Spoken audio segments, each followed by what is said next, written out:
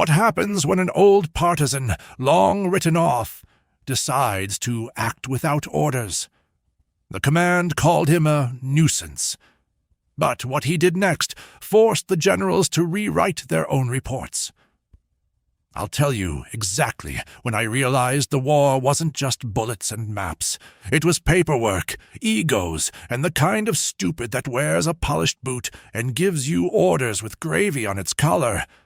It was January 1944. Cold, like it had something personal against your bones. We were stationed outside Bastogne, freezing behind a warehouse that smelled like kerosene and pork grease. I had just helped dig out a young white boy from Alabama, Private Walker, who'd collapsed during patrol. Kid was burning up with fever, mumbling about his mama's sweet tea and the devil on his back. I got him under cover, wrapped my own blanket around him, and radioed for evac. You'd think saving a man would get you at least a thank you or a hot drink. Nope. Next morning, Captain Hargrove, shiny hat, bad breath, eyes like he practiced condescension in the mirror, pulls me aside like he's got wisdom to offer. "You're not a medic, Sergeant Briggs," he says, arms folded like he invented discipline. "You don't get to make that call." I stared at him. Not disrespectful, just quiet. I've found silence says more when a man's trying to flex his authority. "I followed protocol," I replied. "The kid was gonna die out there." Hargrove leaned in, too close. And maybe he should have. We're not here to babysit the weak.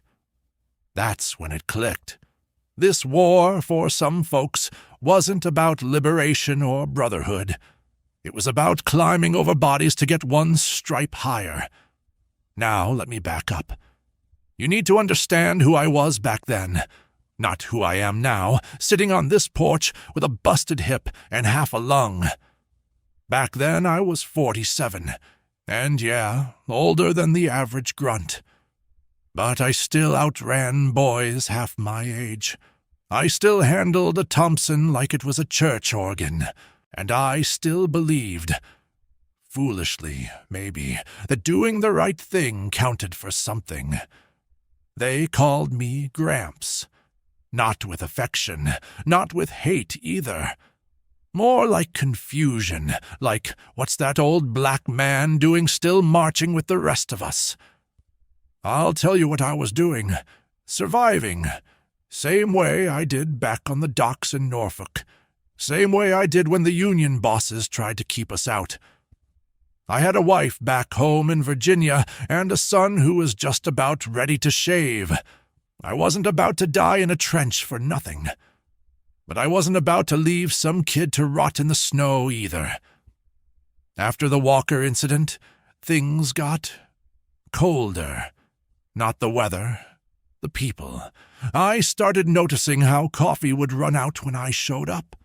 How my boots went missing for 2 days.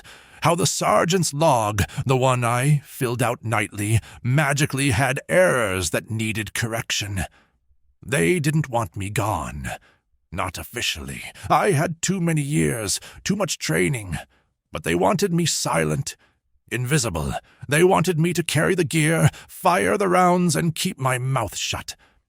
Then came the transfer. I wasn't asked. One morning, orders landed in my lap like a hammer, reassigned to a supply checkpoint near the Luxembourg border, supposed to oversee rations and assist with civilian coordination. Translation: we're putting the old man where he can't get in the way. That checkpoint was a joke. A tent, a stack of crates, and 2 kids who thought maps were decoration. No defense plan, no backup. Just me, a pencil, and an inventory list that hadn't been updated since November. And that's when I met her. She didn't look like much at first. Frail, pale thing with a scarf over her head and hands red from the cold. She came every 3 days like clockwork. Said her name was Marie. Said she had children. Said she needed flour. Said she didn't care what uniform I wore, just wanted to keep her family alive. Now, here's the thing. I was allowed to allocate excess supplies to registered civilians, whatever that meant. Usually it meant the officers' girlfriends got chocolate and wine, while the real hungry folks got a smile and an empty cup. But I saw her eyes. You know what desperation looks like. It's not loud, it's quiet, it's tired, it doesn't beg, it just waits. So I gave her the damn flour, and the next time, some dried beans, and the next time, a can of milk that had been sitting in the back since Casablanca. You would have thought I sold secrets to the enemy. A week later, I was called back to base. Not for commendation, not even a warning. They demoted me, stripped my rank right there in the captain's tent, said I had compromised supply integrity, said I was interfering with chain of command, said I was too old to adapt to modern warfare ethics. Modern ethics? You mean letting people starve because the rulebook said so? I didn't fight it. Not then. I stood tall, handed over the insignia, and walked out of that tent without a single word. But inside I was done playing nice. They wanted invisible. I was about to make noise. I went back to that checkpoint, packed what I could, said goodbye to the boys, told them not to wait up. And I walked straight into the woods. Did I know where I was going? Not exactly, but I knew who I was looking for. There were whispers about a partisan unit working the rail lines, sabotaging bridges, taking out transports. Rumor had it they were led by a man even older than me, a ghost from the Eastern Front. Someone who didn't care much for ranks or flags, only right and wrong. I figured if I was going to keep fighting, I might as well do it with folks who still knew what we were fighting for. And that, my friend, is how it all started. What happened next changed everything. You don't want to miss how this story unfolds. Stick around. The fight's just beginning. You ever see a place so quiet it makes your bones itch? That was the old supply warehouse on the South Rail outside Wiltz. It wasn't on any map. Didn't get mail, didn't get visits. Just sat there behind a patch of woods like the war had forgotten it. Or maybe someone wanted it forgotten. I got there just before dusk. Boots caked in frozen mud, coat stiff from 3 days in the wind. No escort. No orders. Just a name whispered from a Belgian farmer and a trail of boot prints that didn't match regulation. Front gate was chained shut, rusted, like it hadn't moved since the First War. I circled the back and found the door that didn't creak. That's always how you know someone still uses the place. Nothing creaks. Someone's been oiling it. Inside, darkness, dust, and silence, until the match struck. Hands where I can see 'em. Voice like broken gravel. I didn't move fast. Didn't speak either. Just raised my palms, slow and steady. The figure stepped closer. A man, built like he once lifted freight for a living. Beard like a shovel brush. Eyes sharp as a wrench under tension. The kind of man you don't lie to, even when you mean well. "You from HQ?" he asked. I shook my head. "No, sir. I'm from the part of the army they try not to write down." That got a smirk out of him. Barely. "Name?" "Briggs, former staff sergeant. Logistics and field repairs. And apparently a threat to modern military ethics." He stared for a beat, then nodded once and stepped aside. "Welcome to the halfway house," he muttered. "You're not the first." That's how I met Leon Mercer. Not his real name. Not that it mattered. Folks in that place had given up on titles. No ranks. No salutes. Just work. There were 6 of them at first.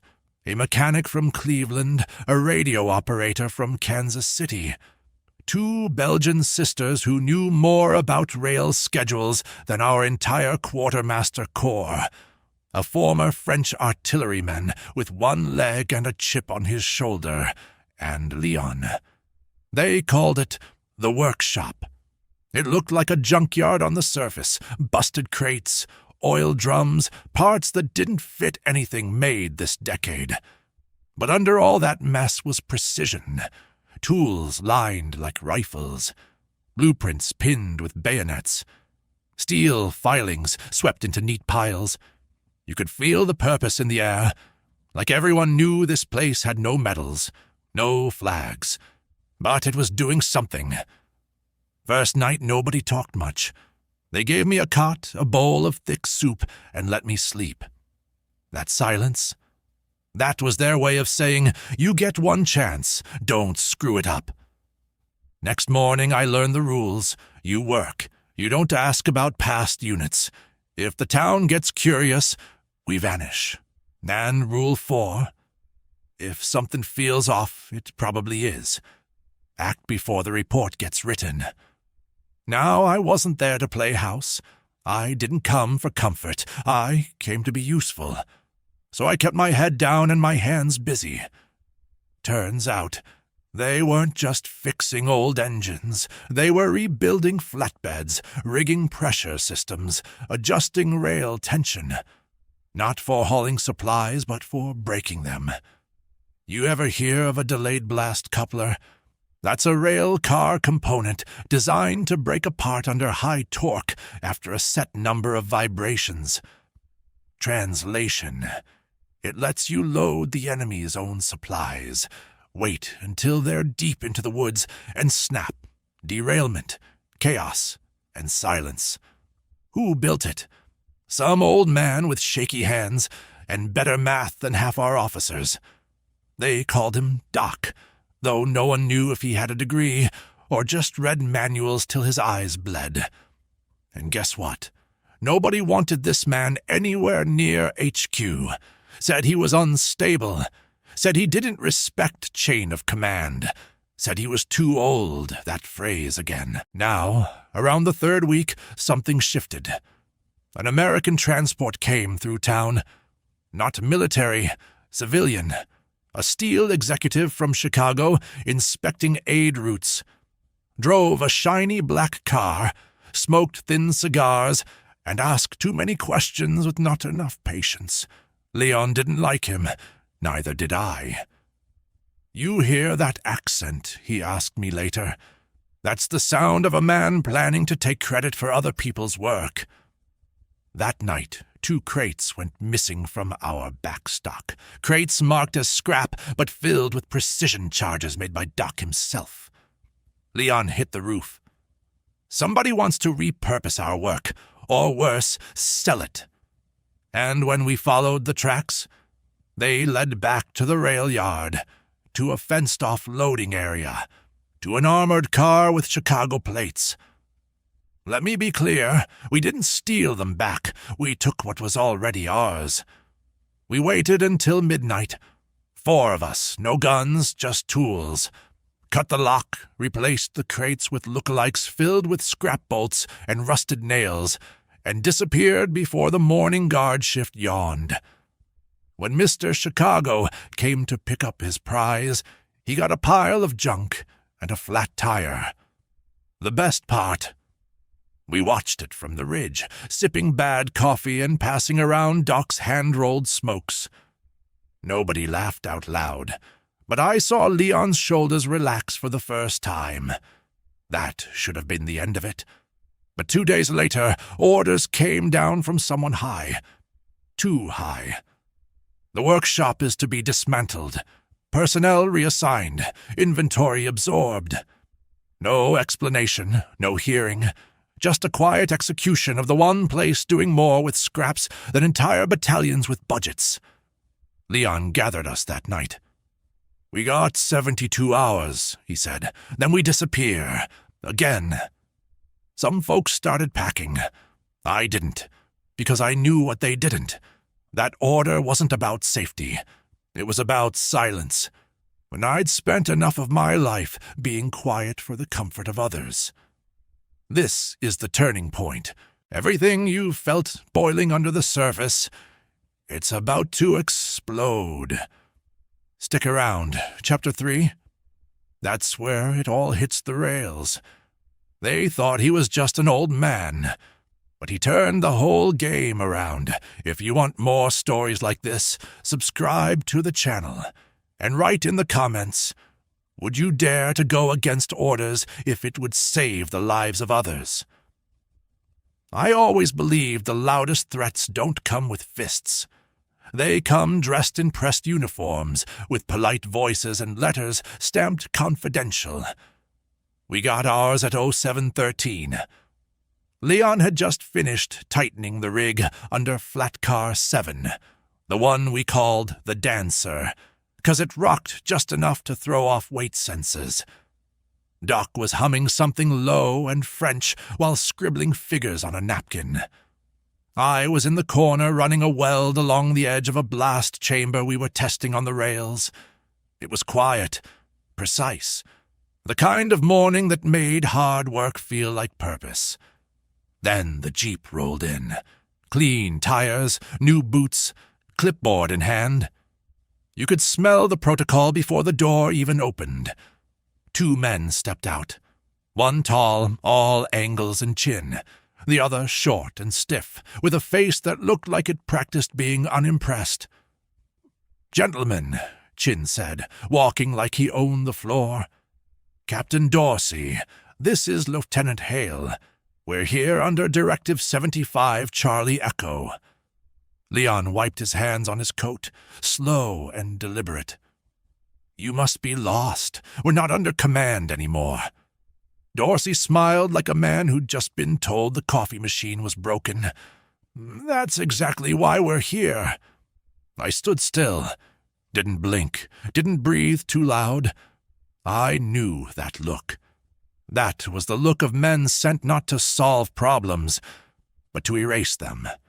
The next 3 hours were the slowest demolition I've ever watched. Not with hammers, with forms.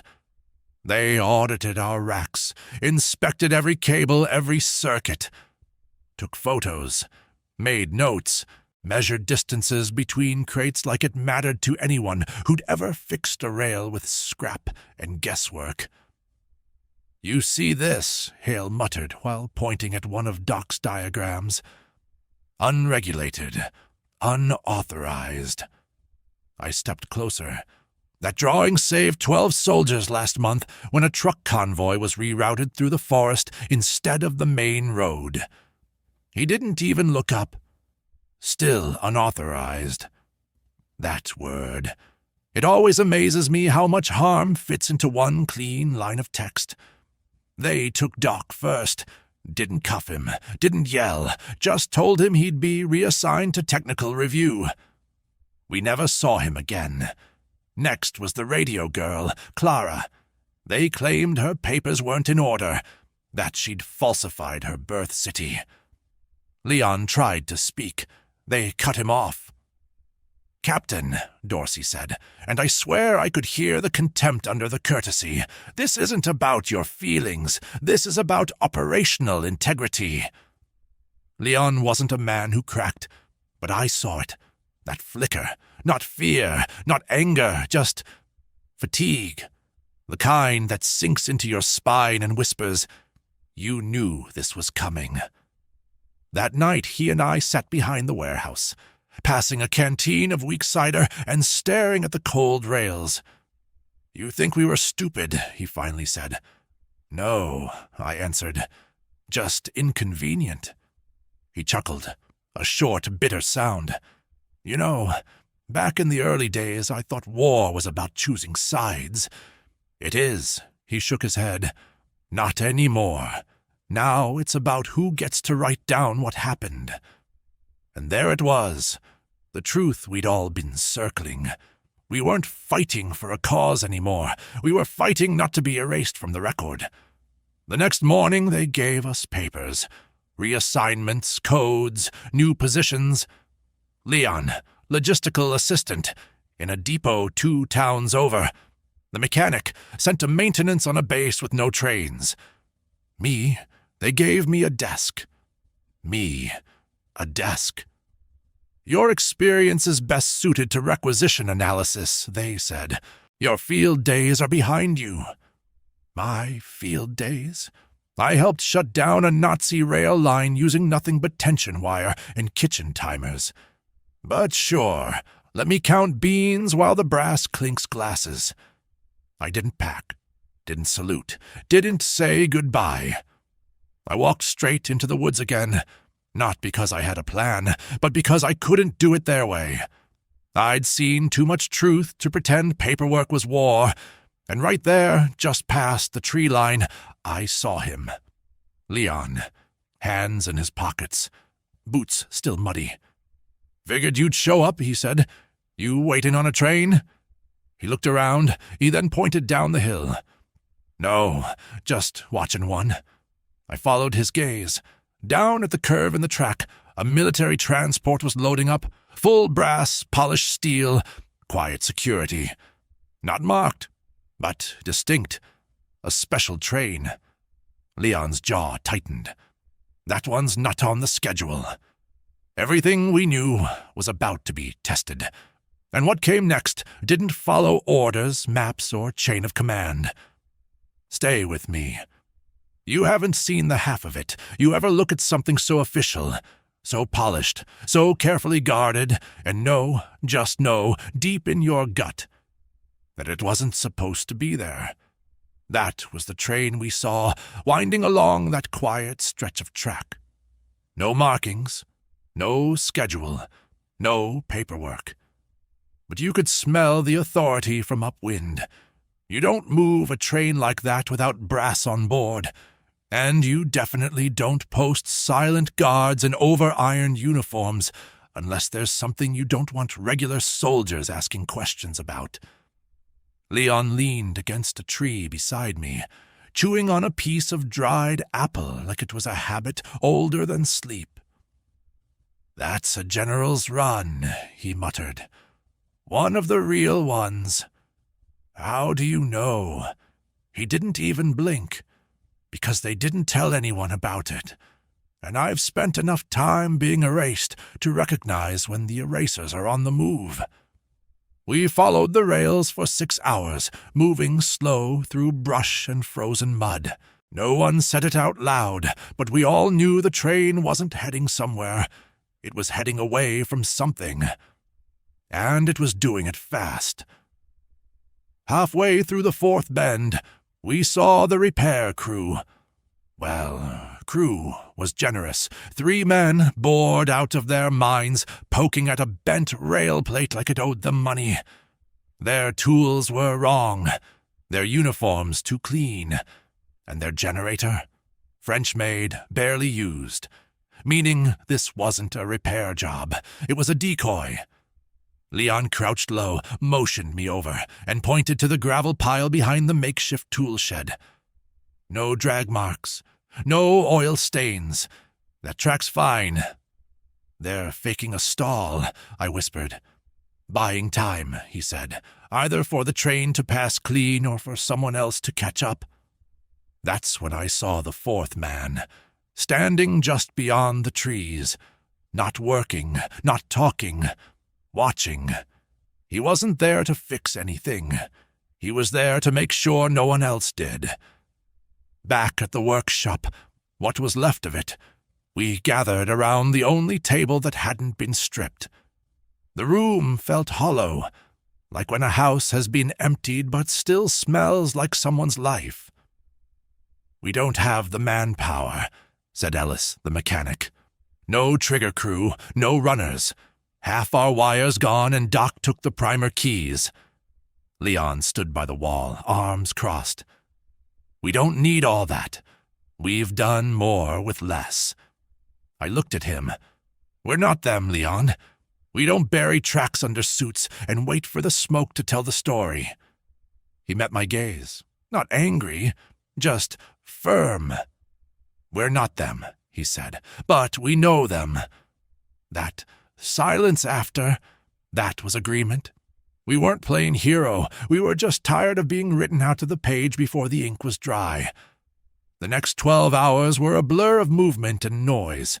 Ellis handled the switch lever, the one we'd rigged months back in case of runaway cargo trains.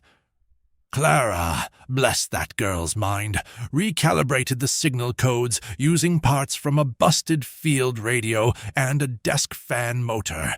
It wasn't pretty, but it told the next outpost the tracks were under maintenance. No questions asked. My job? Gravel. Sound ridiculous. It wasn't. Rail tracks hum, vibrate, shift under pressure. But gravel? It listens. You stack it right, deep, wet, packed tight, and it becomes a cushion. Stack it wrong and it sings. I stacked it wrong, because I needed that train to scream before the bend. At 0441 the wind shifted. At 0446 the first distant rattle came, soft like a whisper behind enemy lines, and at 0453 we saw the front light. Sleek, silent, too smooth for a military run. Leon leaned close. That's the one. No emotion, no excitement, just that old steel in his voice. The kind that doesn't shout, it confirms. We weren't blowing anything up. That wasn't the plan. We just needed the brakes. See, trains rely on rhythm, on predictability. When you throw that off, the tilt, the curve, the weight shift, you don't need fire. You need confusion. At marker 12 Alpha, we triggered the manual signal. Red light on a green line. Emergency protocol demands immediate slowdown. The engineer complied, but he didn't know about the gravel. Didn't know about the weight shift on car 4. Didn't know car 6 was missing 2 bolts on the rear coupler. He didn't know because no one told him. Because this wasn't a train meant to be noticed. The sound wasn't dramatic. Just a low whuff, like a sigh from steel lungs. Then screech. Then silence. No explosion. No crash. Just a train stopped in the wrong place with too many eyes now asking the right questions. By 0615, the depot commander 2 towns over was already scrambling for answers. By 0730, 2 officers had been relieved of duty. By noon, our abandoned workshop was marked as under review. No one came looking for us. Not yet. But we knew they would. So we left. Quiet, efficient, exactly the way they taught us, before deciding we weren't worth keeping. You've seen how quiet men bend the world when no one's watching. But this isn't over. The story's not done. And neither are we. Stay close. There's one last move left to make. You'd be surprised how easy it is to vanish during a war. Not disappear. Vanish. One day you're listed in a file, a rank, a title, a unit.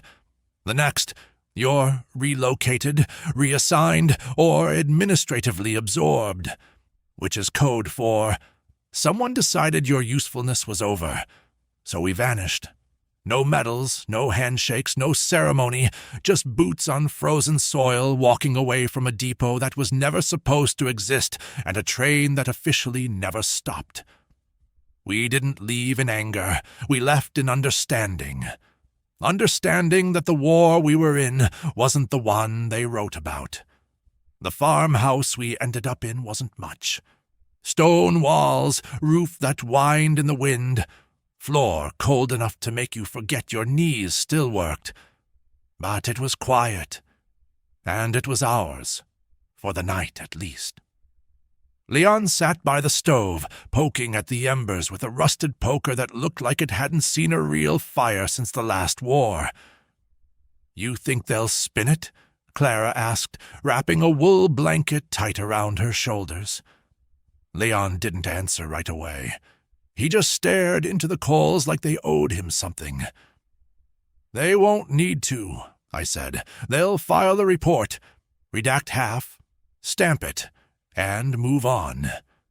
Ellis, ever the practical one, shook his head. "That train had generals on board. Someone's gonna ask questions."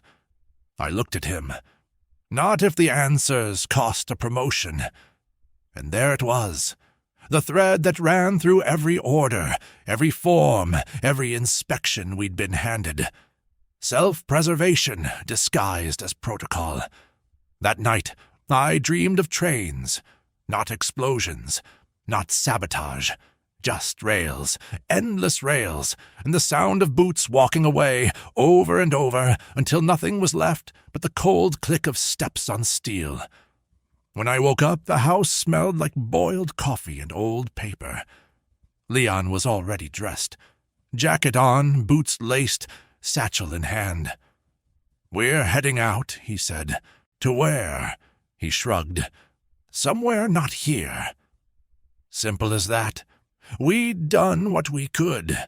Now it was about making sure they couldn't pin it on anyone, especially not the locals who fed us, the runners who passed our notes, or the farmer's kid who brought us wire coils in his school satchel.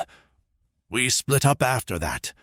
No drama, no hugs, just nods and the kind of silence that says, "If you make it, we'll find each other again." I took the northern trail, past the rail switch we'd rigged 3 months earlier. Funny thing, it was still there, untouched, forgotten, like all the things that actually worked in that war. Used when convenient, discarded when inconvenient.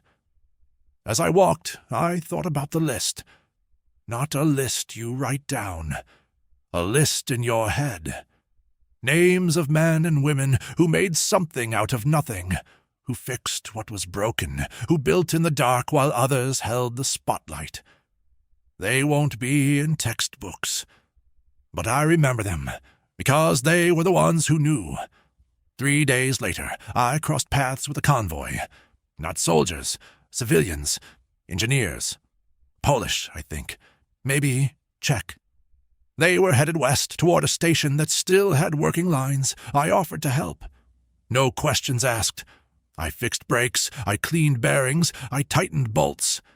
No one asked for my papers. They just saw my hands, my tools, and my timing. And they knew I wasn't new to this. Funny how competence does what ranks never could. Earn trust. Weeks passed. I changed names, wrote nothing, moved in shadows and freight yards, helping where I could, fixing what others ignored. There was no grand cause, no big speech, just work and dignity. That's what they don't teach in officer schools, the power of small work done with full heart. The war kept moving, so did I. One station to the next, one broken axle at a time. Somewhere along the way, I heard about the train again. They said it had been delayed due to mechanical issues. Said the general on board had been redirected to command via airlift. Said the rail division responsible had been consolidated. That last word, that was the only truth. Because we were always being consolidated into footnotes, into silence, into someone else's version of what happened. I'm telling you this now because there's still time to remember the ones who did the work without applause, the ones who risked being erased, not for glory, but because it was right. You may never know their names, but you'll feel their hands in every track still standing. Every town still fed, every soldier who made it home because a train never showed up where it was supposed to. That's the legacy, not the parade, not the photo, the absence. The quiet gap in history where something should have gone very wrong, but didn't. Because someone, somewhere, showed up early. Tightened a bolt, shifted the gravel, changed the outcome, and never asked for thanks. You've heard what they left out of the records, but the story doesn't end with silence. There's one last chapter. Stay close. The war didn't end with a trumpet. It ended with a desk, a clipboard, and a pen that ran out halfway through the truth. By the time they declared victory, I was on the edge of Metz, welding a bridge joint no one would ever thank me for. Dust in my mouth, cold in my sleeves, and a back that reminded me every hour that I wasn't 30 anymore. There was no cheering, no flag waving, just silence, the kind that comes after too many names get filed away and too few questions get answered. They started rounding people up a week later. Not the enemy. Our own. Debriefings, reports, clarifications. If you were part of anything that hadn't been cleared by official channels, you were reviewed. Not arrested. Not accused. Just pulled into rooms where the walls were thicker than the truth. That's how they got Leon. Showed up at a canteen, asked him to come quietly. He didn't resist. Didn't even finish his drink. Just nodded, like he'd been expecting it since the moment that train stopped a few inches off schedule. I didn't see him again, but I heard the whispers. Reassigned to post-war reconstruction. Consulting on transport reform, which we all knew meant kept out of sight until folks forgot why he mattered. Me? I kept my head down, ran wires, reinforced switches, checked bolts no one else wanted to double-check. Every so often I'd hear the officers talk. How'd we lose that shipment? Why wasn't that train rerouted? Who authorized that signal block? They never found answers, because the answers weren't on paper. They were walking around in boots covered in ash and oil, too quiet to be noticed and too tired to explain. One day, a young lieutenant, new, fresh-pressed, smart enough to mean well, asked me for help on a bridge alignment. I did it. No complaints. He watched me work, then said, "You've done this before." Once or twice, he hesitated, then added, "You ever think about writing some of this down?" And for the first time in years, I actually paused, because no one had asked me that. Not really. Not since before the train. Not since before the workshop. Not since before they started pretending we weren't there.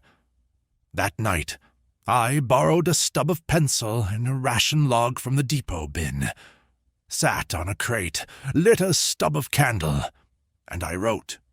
Not to be remembered, but to make it real, to carve it out of silence. I wrote about the first switch we jammed with ice so a refugee convoy could cross. About Clara rerouting signals with a torn-up map and a prayer. About Ellis building couplers with borrowed parts and pure nerve. About Leon, standing on that ridge, saying nothing, but watching everything. About Doc, whose hands shook so bad he could barely drink soup, but could still calibrate a delay fuse with his eyes closed.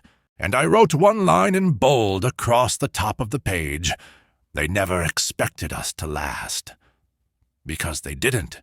Not the brass, not the planners, not the ones who thought war only lived in charts and medals. But we did. We lasted. The war ended on paper, but on the ground, in rust and rail and dust, it just shifted shape.